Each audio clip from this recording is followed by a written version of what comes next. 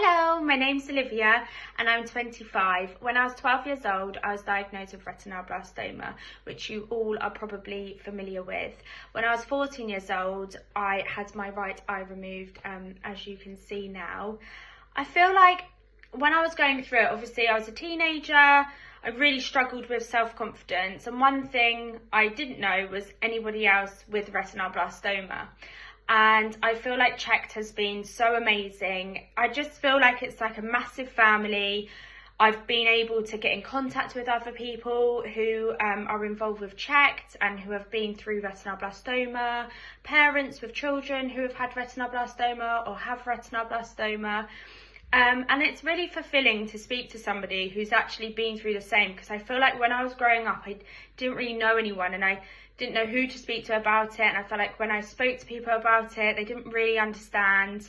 And, you know, I'm at a place now where I'm actually feeling really confident. I don't know if you know, I'm actually now a model for a agency who represents people with disabilities, with differences. They're absolutely incredible, which has actually resulted in me modelling for some big brands. I'm in some shops worldwide, which is just incredible. And I look back and I think, how did I get here? Because when I had my eye removed, I thought that was going to be everything that held me back in life, and I felt like I couldn't achieve what I wanted to achieve.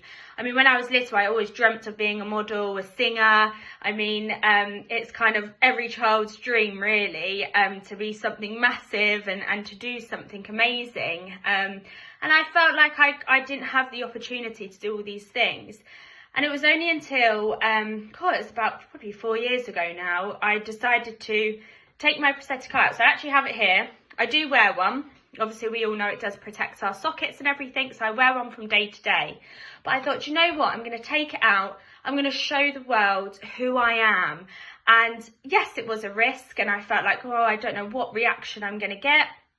But honestly, when I did it, I was so pleasantly surprised by the reaction of the public. I mean, some of my pictures and videos went a bit viral, and just the response was just so heartwarming and just fulfilling. And I just got such an incredible positive response. And it actually pushed me to go on to modelling and to reach out to other people and to speak to loads of other people around the world who have actually experienced retinoblastoma. And I feel like it kind of pushed me to be everything I wanted to be, and I never kind of expected that. And I feel like once you kind of put yourself out there and you're not ashamed of who you are, and you should all love yourselves for who you are. I mean, what I've learnt is no one person is the same. Nobody's the same. Everybody has differences, and we are all individually beautiful in our own unique way. And I feel like that's really important to kind of sink into your mind, is that actually when you're yourself, it's the most easiest thing to be, and the response you'll get is probably way beyond what you expect. And yeah, so I just wanted to come on and introduce myself.